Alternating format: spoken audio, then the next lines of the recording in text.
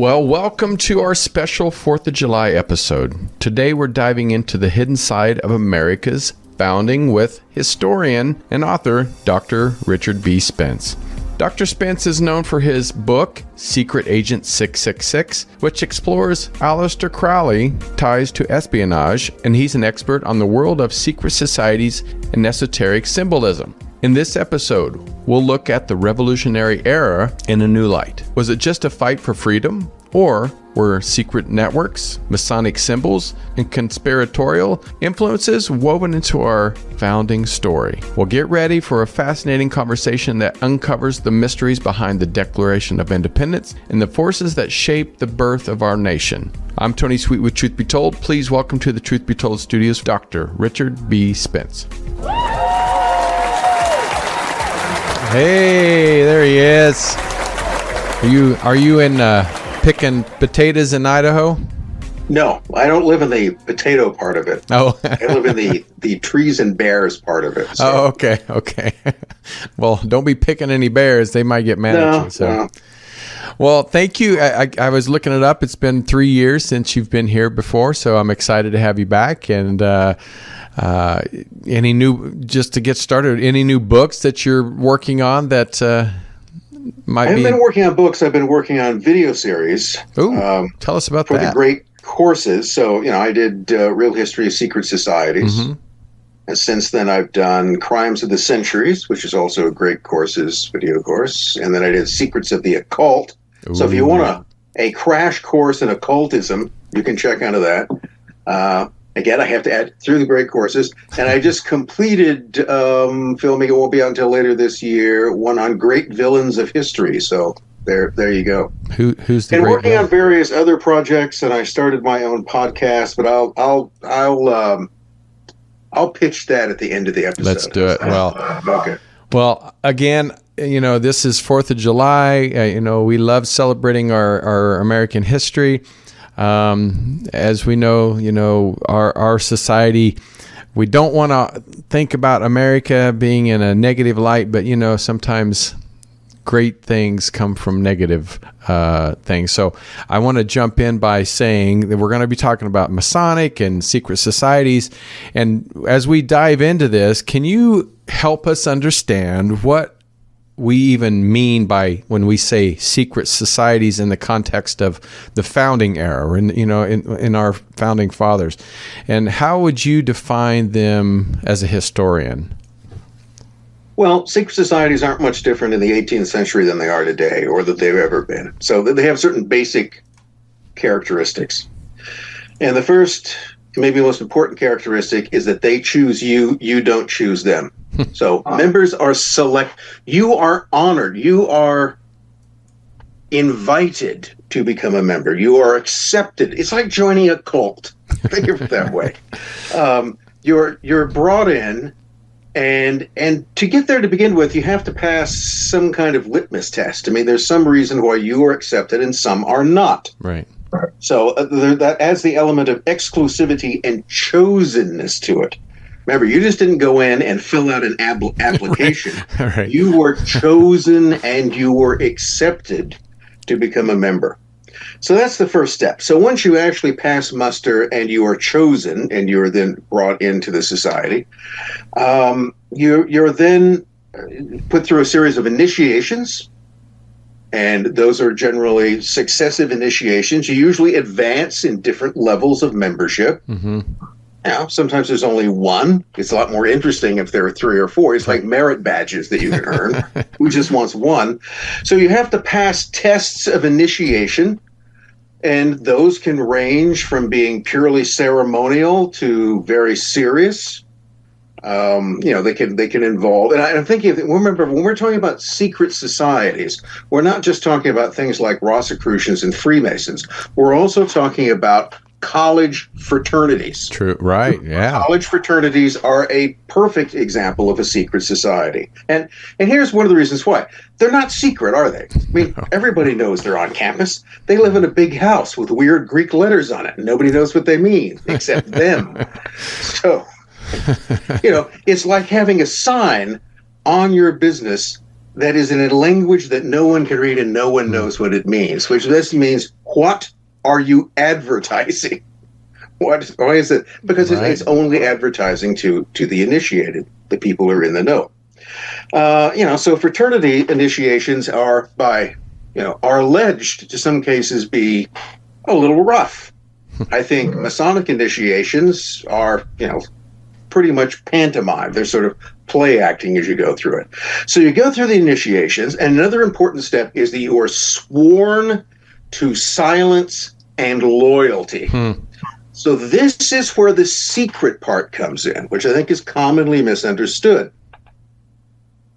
Secret societies, for the most part, are not secret in their existence. Freemasons, for instance, advertise openly. Right? They tell you where the lodge is. They tell you when the meetings are. There's a sign in the outskirts of town telling you that there's a lodge in the town. No, what is the secret part is what goes on within the society. So the things you're never supposed to talk about are the rituals, the beliefs, the practice. What goes on in the lodge stays within the lodge. What goes on in the fraternity stays within the fraternity. And you're now bound by oath to some kind of loyalty to the death. I don't know. But loyalty of some sort to your fellow brothers or sisters, as it may be, within the organization. So that's basically what makes a secret society secret, is that we on the outside can't tell what these people are doing in there, but they're doing something. Okay? They've all gotten together, sworn each other to secrecy with horrible oaths, and now they're up to something. And see, it's just natural that people on the outside always tend to think that they're up to something. Right. They've True. got to be hiding something because they're keeping it secret. Now, the general view you would get from the secret society standpoint is that, no, we're not hiding anything. We're revealing things, but we can only reveal these things. One of the things that you get, what do you get out of being the society other than you can put it on your resume? Well, you're going to get access to knowledge that other people will not have. You will be enlightened to things, maybe about yourself. So one of the things that Freemasons often talk about is that Freemasonry is all about taking good men and turning them into better men. It's a self-improvement. You go in, we select you because we think that you have potential to be a person, and within the organization, you will grow as a man and as a human being. You will mostly learn things about yourself. And this, this is all connected to brothership, and that is certainly a part of it. Doesn't have to be all of it. You can also plot a revolution while you're doing that. Right. Doesn't say you can't multitask. And by the way, that has been done. Yes. Because think of it this way. Once you've gotten a group of like-minded people together, now this is part of it. Remember, you've been selected to be part of a group. Groups of people generally like to hang out with people like themselves. True. That's why they're a group. Okay. So, if you had, think of a minor example, your clique of friends in high school. Now, you didn't all agree on other things, but the reason why you were a clique and you weren't part of another clique is that there was a certain like-mindedness. That might simply have meant that you all hated the same people.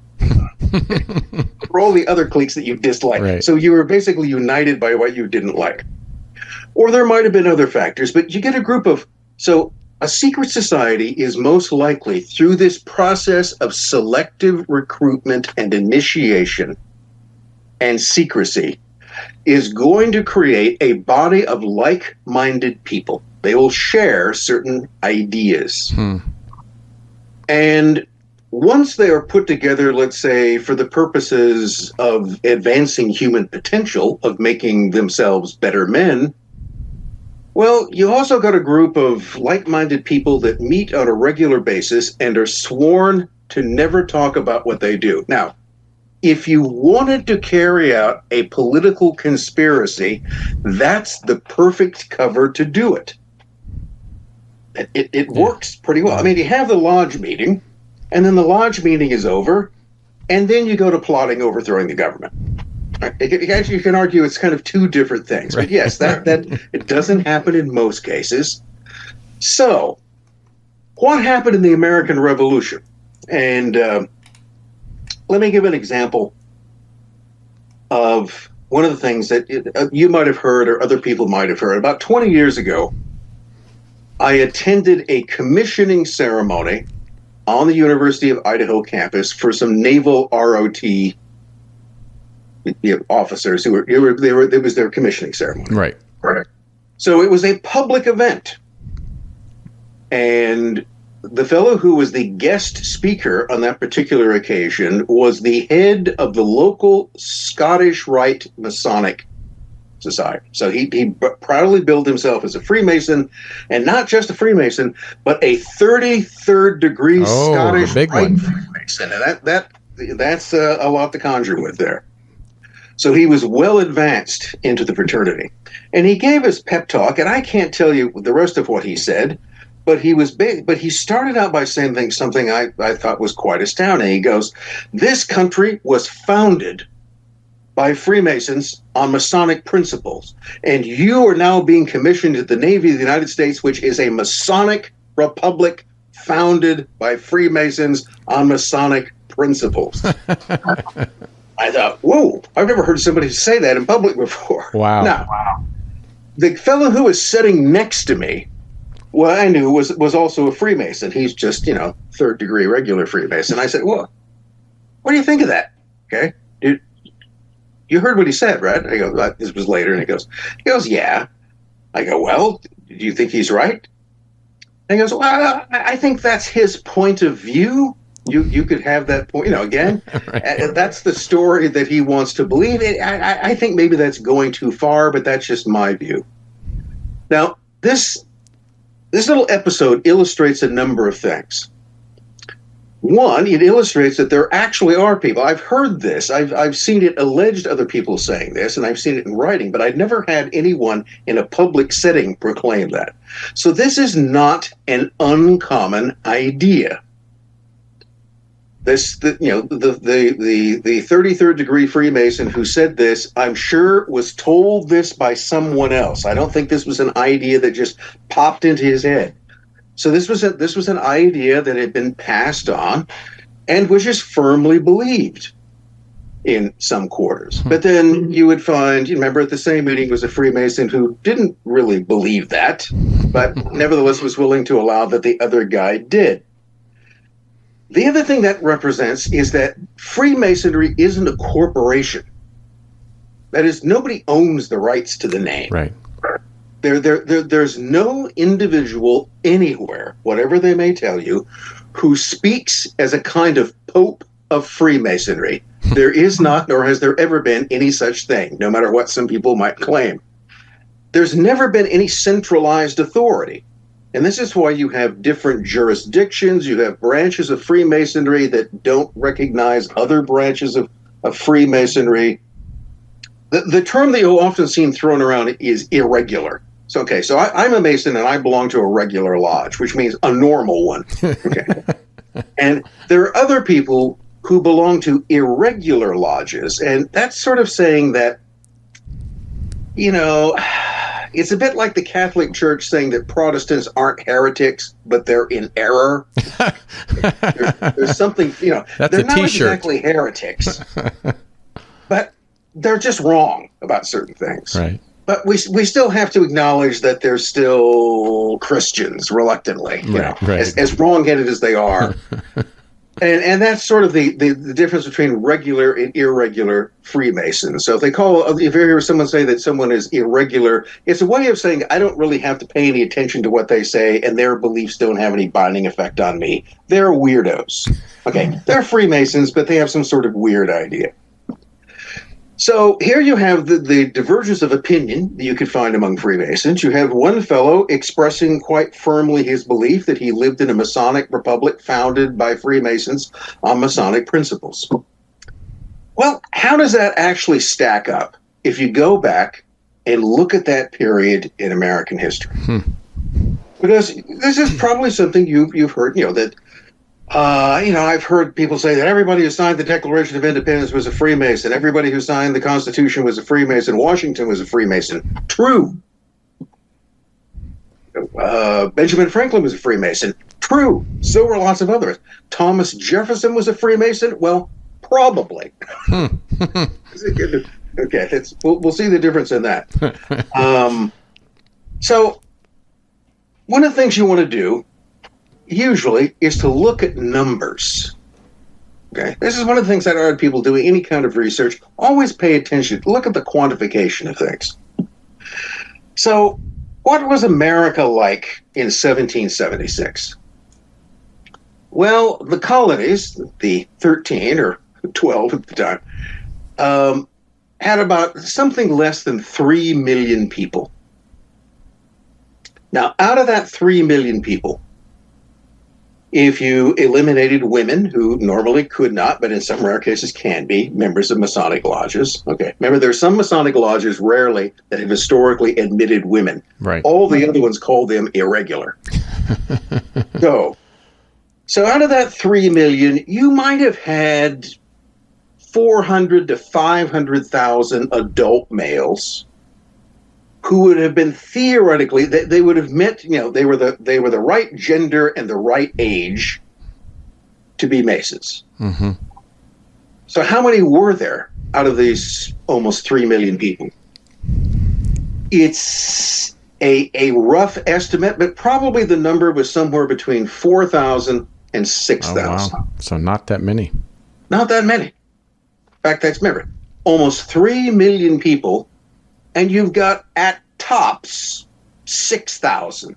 Maybe you could push that up to 7. I think that's going beyond. And the reason we don't know is that, remember, these are private, Masonic lodges are private organizations. Some of them are quite active, public, very, very often the way, if you're ever interested in trying to figure out whether an ancestor or someone was a Freemason, look at their obituary.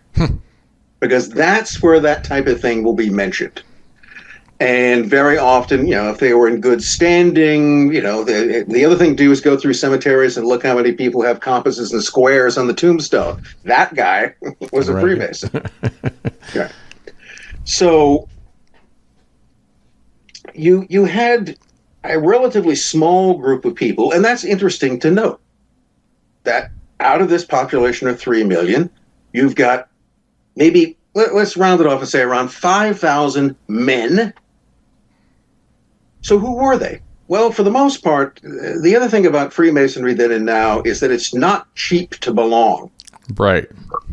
If you want to do it right, you have to buy lots of stuff. Get a Masonic regalia catalog and look at the prices of that stuff. But it wasn't designed. It wasn't designed for the poor. Yeah. So the thing that you've never found generally in Masonic lodges, are peasants and working men. They were priced out of it. What you tended to find were members of the middle class or aspirant middle class. You found professionals, doctors, lawyers, businessmen, politicians. Those are people generally who had some education and some money. And there's a reason for that. It's called keeping out the riffraff.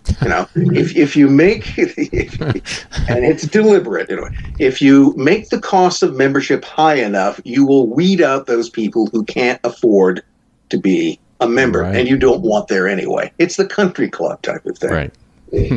So there's a kind of upper class element to it. And again, if you look in the American Revolution and look at if you have to look at the people who are involved in things like the Continental Congress, and if you go through there, you will find that with rare exception, in fact, I haven't found one, they are people generally of some money and education. Right. They're not nobility, but they're the closest thing in the colonies that you have. George Washington is a prime example. What was he? Large landowner. And he was, by colonial standards, rich. He was well-to-do. Jefferson, look at that whole house that he had. Franklin never seemed to have much money, but he could bum it off other people, so that worked well for him. And so they're men of some wealth and education. Exactly the type of people who might be like-minded enough to get together in a group and decide that they should be the masters of the universe, not the king, who is all the way across the ocean and who we don't like. Now, here's an interesting little thing in terms of the of the Freemasons who do become involved in the revolutionary movement. They had all, as part of their Masonic initiations, within the framework of British Freemasonry, had sworn undying allegiance to King George III. That was part of their Masonic oath. So when they rebelled against the king, when they rejected his authority, they violated the oaths that they had taken. So there's another kind of... Now, they could argue is that we violated these oaths because, well, he made us do it. That's what happened. You can only take these oaths. So I know that the oath technically said that forever and ever I cross my heart and hope to die. I will never betray the king. But situations change. Right. And that's what happened. So gives you an idea is that oaths can mean a lot, but it doesn't necessarily mean... usually they're just something that you said in some place or another. And you know that you're not actually going to be horribly killed for saying them. So it's kind of ceremonial in that way. I was going to ask about that, the private oaths and obligations of these early American Masons, because I figured they would conflict with their public Republican ideas. So I just thought that was interesting you said that. Yeah, I think the main example is that the oaths really only go so far. Right. So if you think that people have now sworn something they can't break, it's the same type of thing. You're never supposed to reveal the secrets of Freemasonry. And I tell you that from the beginning, from the first lodge that ever exists, there was someone who got kicked out, and they went and told everybody what was going on. Miss Kravitz. Well, here's an example of the same guy, the same third-degree Freemason that I asked about the other guy's comments. I once sort of challenged him by saying, look, you got all these secrets that you're supposed to keep, but I can go out, on the interweb and find out every single one of them. Right. There aren't any secrets out there. I may not know what you specifically talked about in your last meeting, but all your rituals and all that kind of stuff, it's all there. So why the oaths? Why are you trying to keep secret something that you can't really keep secret? He had a very interesting response, and I think an honest one. His idea is, he goes, look, what the oaths are a test of character.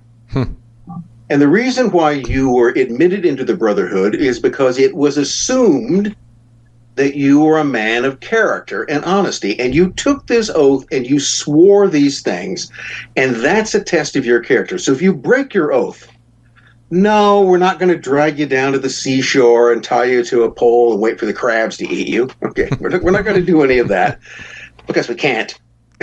but all that will prove is that you're a person who can't keep their word. It will prove that you are dishonest and dishonorable. And therefore, you discredit yourself by doing it. Right? And I think that was his way of looking at it. Pretty decent answer. All right, so we've got these 5,000 or so Freemasons out of a population of almost 3 million. Here's an interesting detail. As far as you can tell, and again, some lodges are very public, some exist without anybody knowing about them. But out of that, say 5, maybe 6,000, about 2,000 of them seem to have lived in Philadelphia or in that area. So there was a very high concentration of Freemasons, relatively speaking, around Philadelphia, which, what became the revolutionary capital? Where did all this stuff take place? Right. And I don't think that's incidental. I think that probably had something to do with it. So let's get down to the nitty-gritty. Okay, there are 5,000 Freemasons. They're a small part of the population. What possible influence can they have? Well, actually, a lot. Because here's another one of those ideas to keep in mind if you're ever looking at anything in history. The assumption sometimes is that we think that, well, the majority of people make history. It's whatever the majority of people wanted. Heck, you couldn't be more wrong. Okay, that's almost the majority of people never get what they want. Okay? Right, that's true. Throughout most of history, let's look at it this way, throughout the vast span of human history, the majority of people have always been kept poor and stupid. Okay, and that was directly to the interests of their betters to keep them that way. Right. course, that isn't true today, is it? Anyway. Not at all.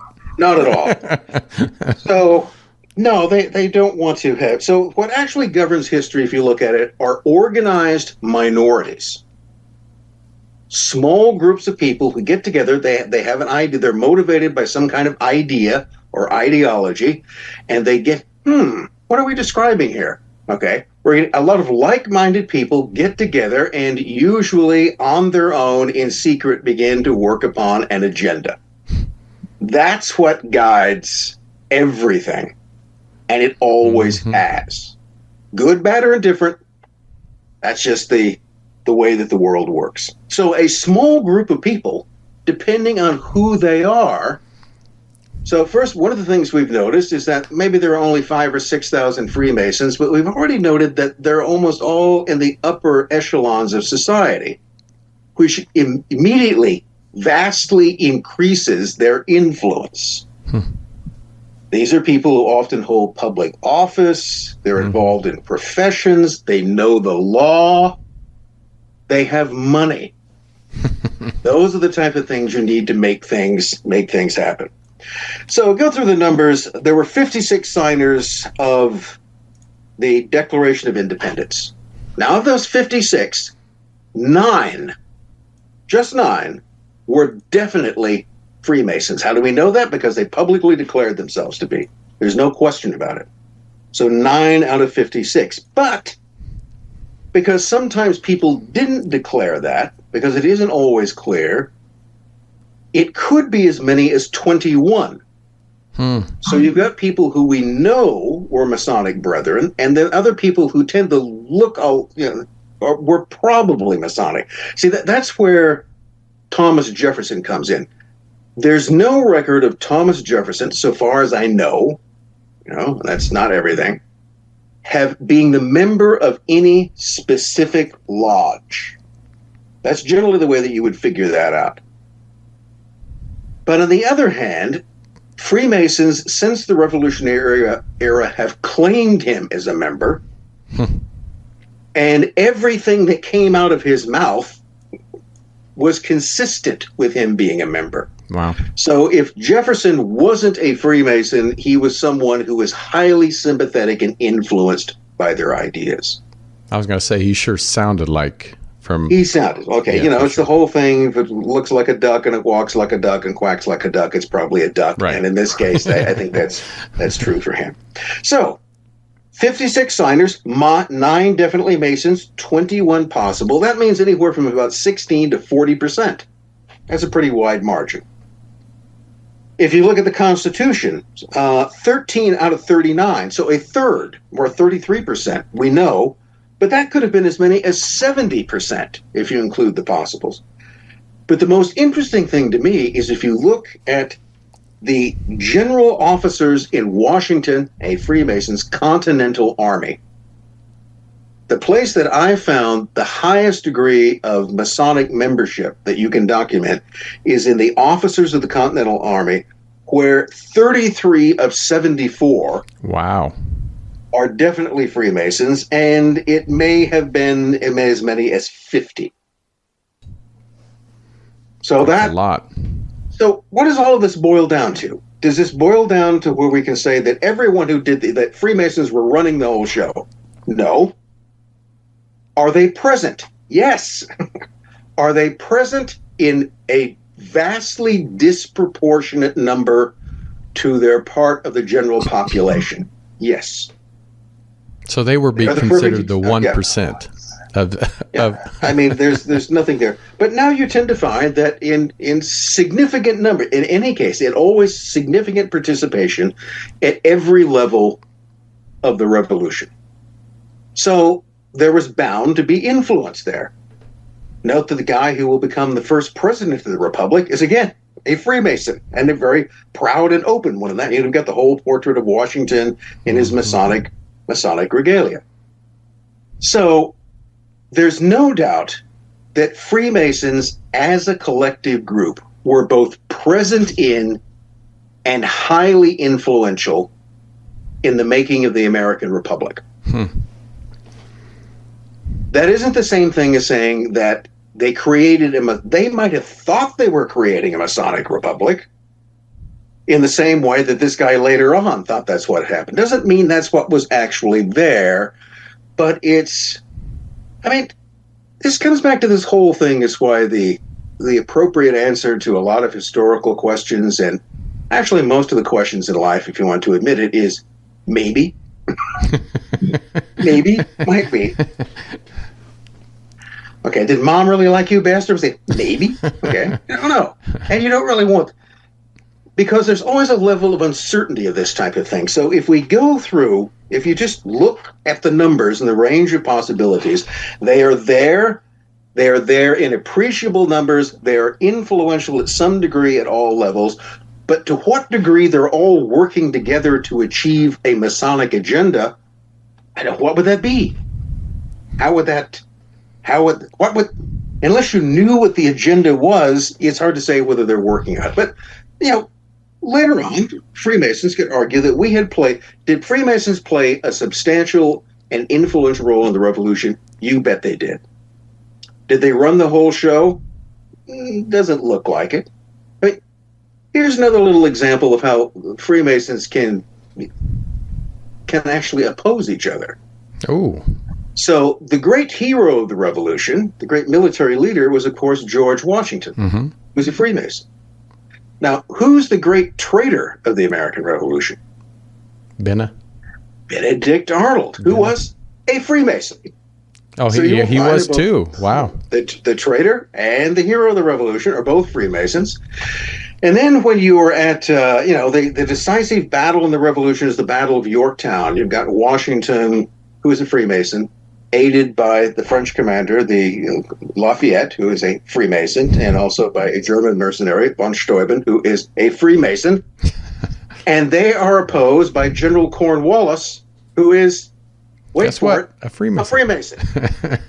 So all of the commanders involved in the Battle of Yorktown on both sides are Freemasons, which means that don't always work together. They can individually have very different approaches and views.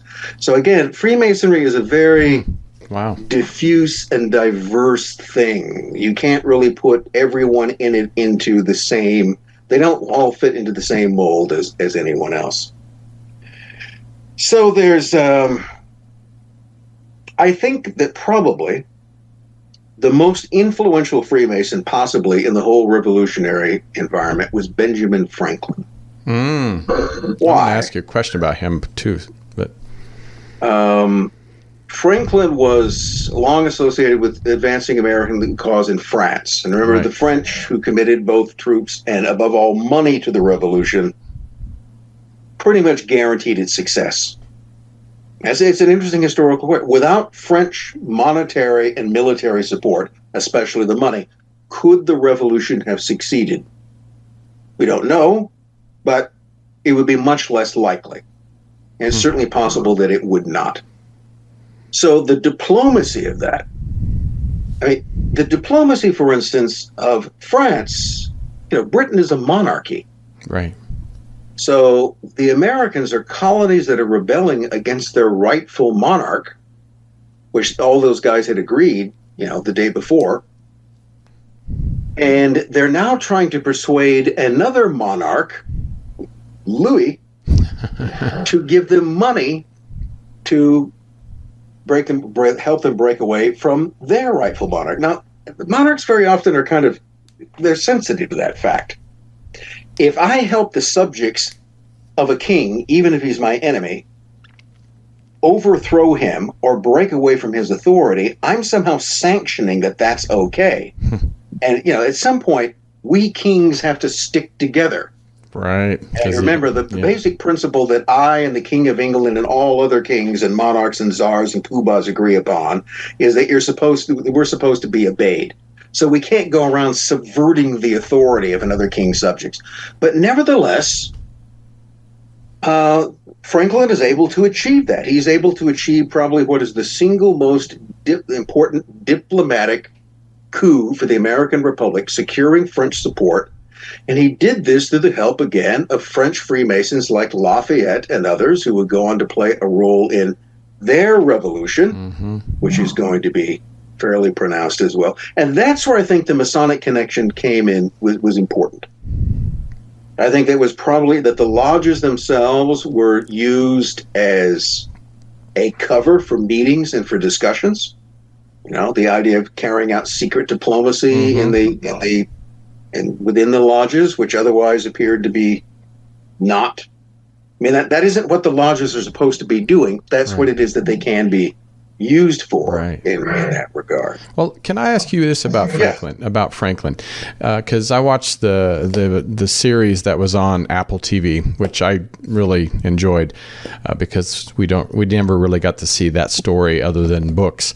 But Franklin was notoriously known for his secret societies and clubs. And what do you think was the true function of his membership to these groups and even groups like Hellfire Club? Hellfire Club. Yeah. Well, what all these things come down to is what we now call networking. I was going to say, that sounds like a network. It's a networking thing. I mean, you get other people of wealth and influence who join an exclusive club where they can talk to other people on their level and they can discuss ideas in common. And if possible, they can put those ideas into action. That's what all of these things, everything from Bilderberg to Bohemian Club and all of it, they still serve the same kind of function. And the other thing that you want to do, and this is where the secrecy comes in, is you want to keep out the riffraff. You don't want people listening in on what you're doing. You don't want to bring... Part of this comes down to a practical idea of trying to limit decision-making to as few people as possible. There's a practical reason for that. You ever been a member of a committee? Okay. I mean, in academia, I was constantly... I'm sure. It's run by committees, which is to say that it's not actually run, because committees aren't a good way of doing it. And the bigger a committee gets, the more difficult it is for it to accomplish anything. There was a rule I once heard that for every person added to a committee, its aggregate IQ drops by 10%. So eventually, it's just a collection. It can't function. And then again, you've ever been in a committee, some kind of group, there's always somebody who will never shut up, okay? There's someone who will come in, and they'll either keep asking questions. They'll keep the person who keeps everybody at the meeting for an hour longer, because they have to have all the details about something. And there are people who will become, very aggressive about asserting their authority. It never becomes an equal status. Okay. There are always the people who talk constantly and tell everyone else what to do, and then the other people who go along with it. Democracy. So, so you've got. But it's a way of trying to limit that as much as possible. So rather than have to talk to everybody, bring everybody into it, let's just, get the right, let's get the sensible people together, and we can all talk in private, and we can come up and how this type of thing is supposed to be done. So that's why they formed the Continental Congress. They didn't say, like, everybody show up. Everybody's going to get a vote. Everybody. Okay. I was going to say, I don't know how they got anything done, but good for them. Yeah. So we got to keep this limit to a small amount of people, and which is reflected in a way. I mean, look at the whole idea of representative democracy. Okay, where actually it's going to be a handful of people who will then represent the will of everyone. Think about that. U.S. Congress, okay, those people who are there, Senate and House, in theory, represent the aggregate will of the entire American people. They are our brain. Oh, now, God. Is that true? No. But, it's a way of working things. It's just keeping fewer people in that regard. So I think in that way, a kind of secret society organizing worked its way over into the way you would put a government together in this case. But it's the other thing about Franklin is, well, he gets accused of, one of the things you mentioned. He was at least. Well, here's the question: was he a member of the Hellfire Club, or was he a guest? All right. This is like trying to figure out, okay, somebody took the Lolita Express to Jeffrey Epstein's island. Well, were they just invited there? Right. Or were they all part of the what does that mean in terms of it? Right. So, yeah, by the 18th century standard, I think that if Benjamin Franklin was alive today, he would have no hesitation about having accepted an invitation to Lolita Island. Okay, that would have been his thing. But he was a very, he's an unconventional, I think in some ways, an interesting, secretive character. He's like, he later emerges like everybody's uncle from the Revolution, right? He's just out there flying kites and discovering electricity. And he looks like the Quaker Oats guy, right? He does. He does. And so he's harmless. He's like your weird uncle. That's why one subscribes that Benjamin Franklin is the weird uncle of the American Revolution, but really a very important and influential guy. And I think that was largely because he could go to France, and through his Masonic connections. Mm-hmm. Specific example, in Paris, Franklin and John Paul Jones as well were initiated into a specific French Masonic lodge, the Nine Sisters Lodge. So keep in mind, there are many lodges. Each one is slightly different. There's no centralized command telling them what to do, so each lodge can have a slightly different character. But the Nine Sisters Lodge was, you'd consider it a very political and even kind of radical lodge.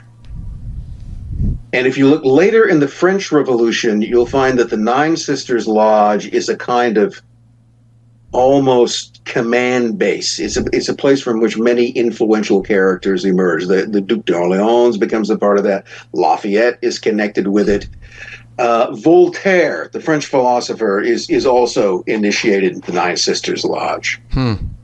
And Voltaire was even in the 18th century, if you think his ideas were radical, his ideas would still be considered that today, because I think, to paraphrase Voltaire, his great goal was that, in the end, we'll use the intestines, the last aristocrat, to strangle the last priest. Okay. So he hated two things beyond anything else: the monarchy and the Catholic Church. And he wanted to see them destroyed. Now, that wasn't true for all French Freemasons, but it was true for some of them. There's this it's one of those things that, if you want to see Freemasons take credit for the Revolution, some years ago, there was a celebration of the French Revolution. The main Masonic organization in France, the Grand Orient Lodge, put on a huge exhibition, and they made no bones about the fact that they claimed credit for the whole thing. Oh, wow. This was us. Okay, we did. We were the moving force behind the whole revolution. Whether they were or not is a matter of opinion. It would be difficult, because you would have to know every single thing that happened in every meeting and who was involved and how that was employed. What you know is that they were there. There was influence. There was the ability to do that. And so you've got Franklin, who is this linchpin in the critical alliance between France and revolutionary America, and that is heavily weighted on his Masonic connections. And he is an initiate of what will become the most influential and most radical of the lodges a decade later in the French Revolution. Unfortunately, our time is. I wish we could do like a part 4. There's just so much about our founding fathers and all these secret societies that really did shape our nation. I find this so curious of how they intertwined. And there's two other things I want to ask before we go, because even Washington talked about the Illuminati. Yes. And I want to know what your thoughts are. How did the colonial Americans understand concepts like the Illuminati, and how did it, real or imagined fears such as groups such shape the early U.S. politics? Well, they were quite aware of them. So, for instance, two people, Washington and Jefferson, knew all about the Bavarian Illuminati. Again, that's kind of interesting. Remember, this is the 18th century. There's no news programs. Right.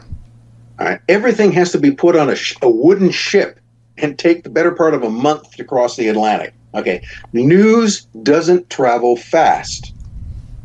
So the fact that by the 1790s, let's back up a little bit for anybody who said, okay, the Bavarian Illuminati, we're not talking about the Illuminati, whatever that might, but the Bavarian Illuminati was real. It was a real organization, was founded by Adam Weishaupt. There's a whole backstory there we'd have to go into another, and one of the things that Weishaupt wanted to do was he kind of wanted to do what Voltaire wanted to do, which was to get rid of all the kings and priests, to sweep aside all existing governments and religions and create a new world order governed by an enlightened elite, the illuminated, i.e. the Illuminati. He promised them great power that you would have through that. So that basically got started. When was that founded? 1776. There you go. That's when that came into being. And it technically went out of business when it was banned in Bavaria around 1786. So the Bavarian Illuminati outwardly exist for only about a decade, except that's not true. The organization is never destroyed. Weishaupt lives until the 1830s. It goes on to function, and in fact, it moved much of its operations after 1786, to where? Paris. And then they moved to Paris 3 years later. The French Revolution broke out. The other thing that Weishaupt told the Illuminati members to do was to join and infiltrate Masonic lodges. That is, one secret society will infiltrate another and use it as a cover for its purposes. So one of the interesting little questions is that was the Nine Sisters Lodge that I just mentioned, that has been said doesn't mean it was, it just means somebody claimed it, said to have been an Illuminized lodge, a lodge that had been infiltrated by the Illuminati for their broader revolutionary purposes. I don't know if it's true, but it's a good story. So that then brings up Franklin. All right, so 1798, 10 years after that, not too long, Weishaupt is still alive. Washington is actually asked what he thinks about the Illuminati and whether or not he thinks their ideas have penetrated into American Freemasonry. In his reply, he responds that he knows all about it. He thinks that their ideas are pernicious. In other words, they're bad. So he thinks the Illuminati is bad. They have bad ideas. He thinks that they have not gained control of lodges in America.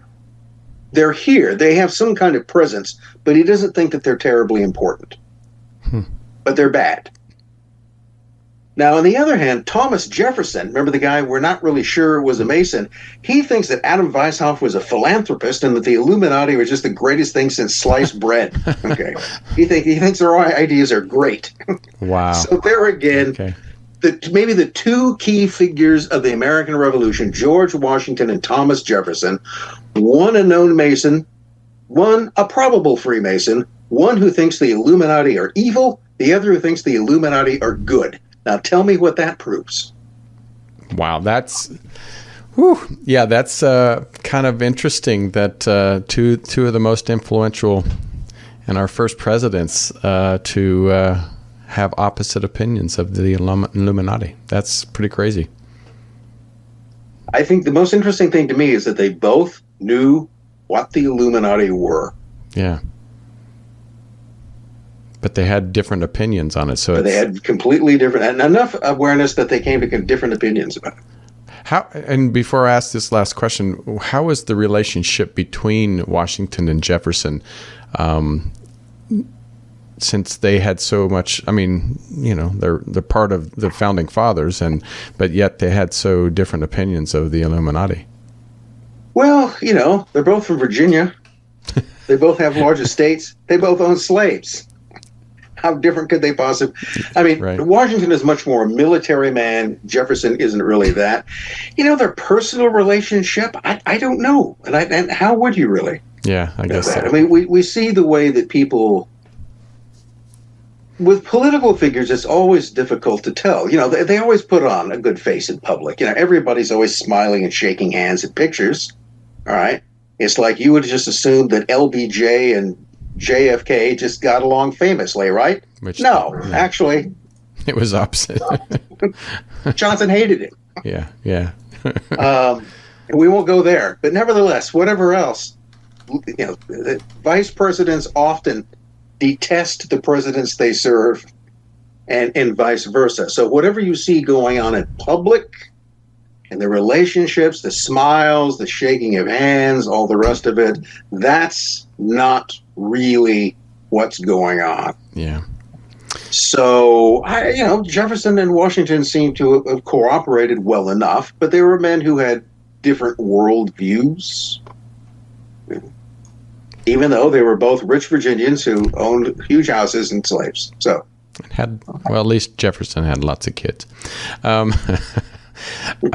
So finally, since we are talking about 4th of July and our Independence Day, do you think the experiment itself, this grand democratic republic, was a way? It was in some ways a secret society writ large? Well, there are the things that you can see, and there are the things that you can imagine. We tend to spend all of our time spending with the things we can imagine because we use that to fill in all the other stuff that we don't really know. Right. And that's the whole huge amount of the history is like the proverbial iceberg. There's the part that appears, and then there's the much larger amount that exists beneath the surface. Right. All the meetings that aren't recorded, the way that people actually feel about others, the deals that, the backroom deals. That's what actually makes this. Mm-hmm. Not the stuff you see in public. No, that's already been, that's a dog and pony show. Everything in politics that happens publicly is a dog and pony show.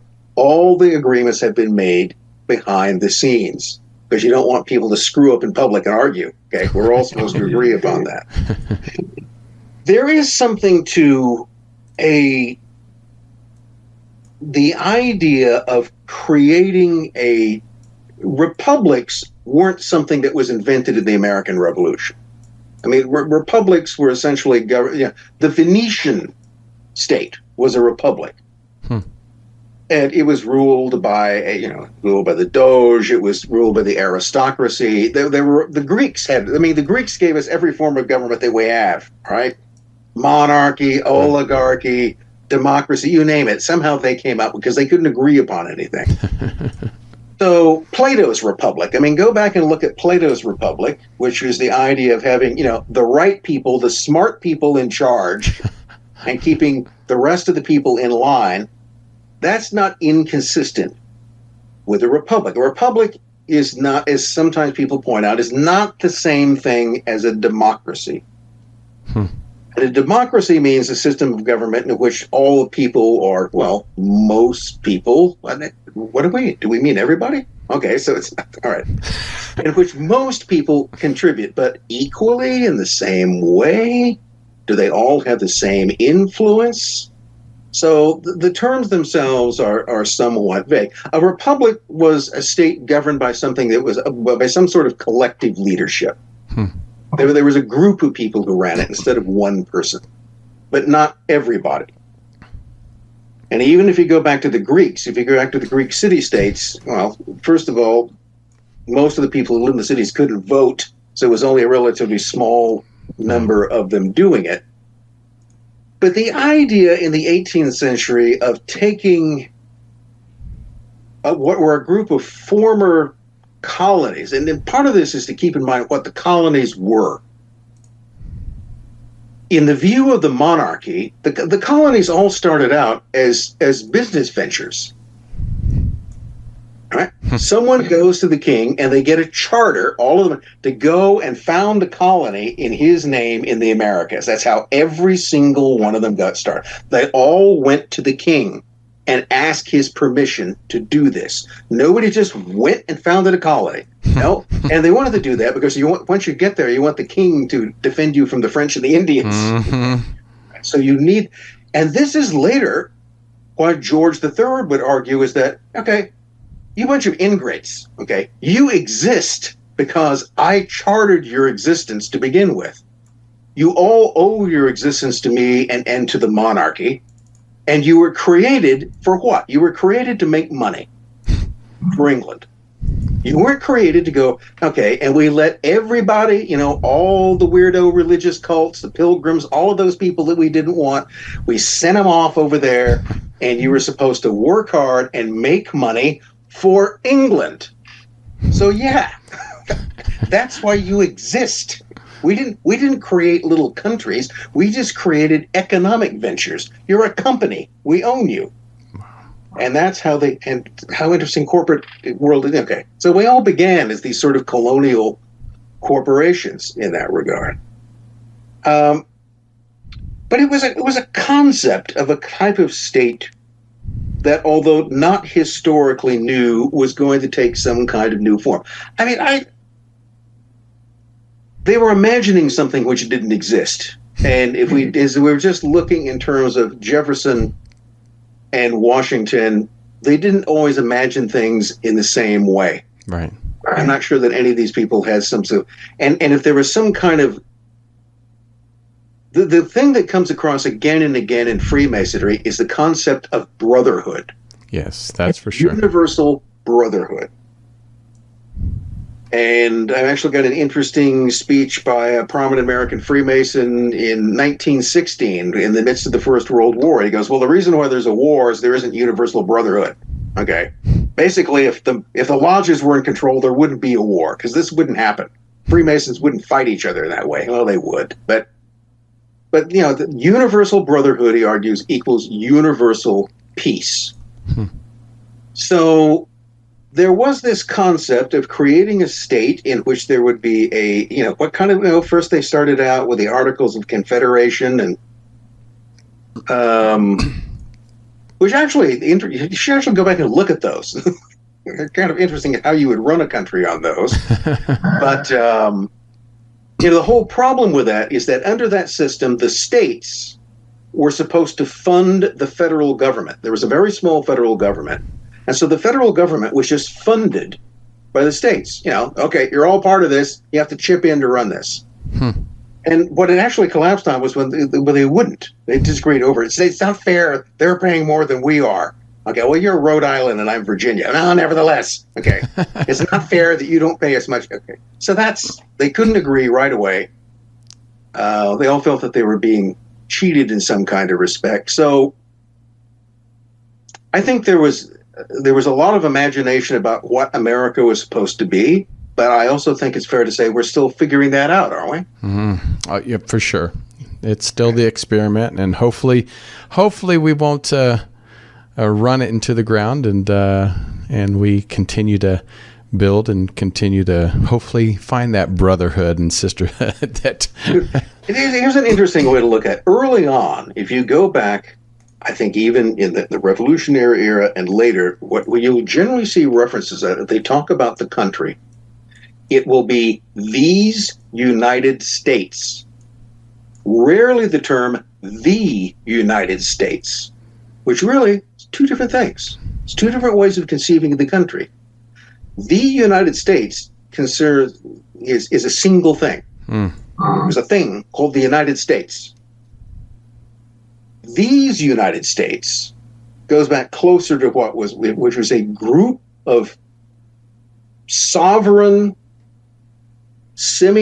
independent entities who voluntarily joined together to join a larger organization without surrendering their own particular identities. These United States. So there's a question you're going to ask yourself: what do I live in? Do I live in the United States, or do I live in these United States? And what's the difference between the two? What do I imagine it would be? That's a good subject too to talk about. That's a whole nother show. But once again, you brought it. You brought the knowledge and your years of study, and we appreciate you for being here on July 4th. And how do people find these programs that you've put together? The programs, the video courses I've done: Real History of Secret Societies, Secrets of the Occult, Crimes of the Century, and then upcoming Great Villains of History are all available through a company called The Great Courses. Just go in and Google that, The Great Courses, and they have an immense catalog. I'm not going to do a whole spiel for them because they're not paying me to do that. But nevertheless, if you want to learn about history, ballroom dancing, learn Japanese, okay, finish agriculture, whatever you're interested in, they have what they call a course, which is a video. You don't have to take tests. There's none of those. No tests. Thank God. I guarantee it. I won't grade them if there are. But yes, it's a video course. If you have Amazon Prime and you go down, you can probably find the. I've actually looked at some before. Yeah. And I think all or most of mine are on there. I do have my books: Secret Agent 666, Aleister Crowley, British Intelligence, the Occult, Wall Street and the Russian Revolution, which brings things back down to just more mundane political history, and Trust No One, the Secret World of Sidney Riley. And I also have available, a friend and I we've taken, I don't know, a step towards the dark side. I'm not sure what's going on. We decided that we were going to do what apparently it is the destiny of every single person in the modern world to do, which is to create their own podcast. Woo! What's the title? It's called Strange as It Seems. So if you went to YouTube, you do Strange as It Seems podcast. Don't just go to Strange as It Seems, because it'll take you to some other thing, which isn't us. Strange as It Seems podcast. And we explore all kinds of things there. Everything from, Aleister Crowley comes in. We take a stab at UFOs. Ooh, nice. We go, there's an episode called Flying Saucers and Secret Agents. There's one of the assassination of the Romanovs. And of course, there's Occult Hitler, because how can you leave Hitler out of it? Yeah, you can never leave him out. He worms his way into everything. So the title doesn't describe the host; it describes the topics.